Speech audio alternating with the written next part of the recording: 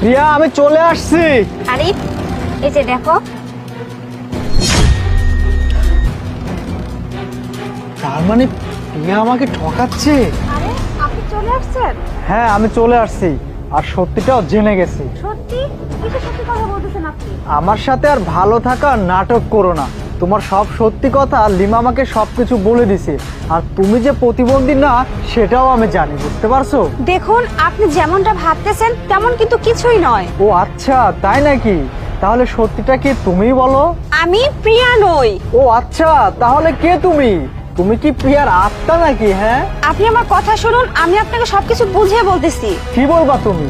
তোমার আর কোনো কথা শোনার টাইম নেই। আর তুমি আমাকে কি ধোকা দিছো?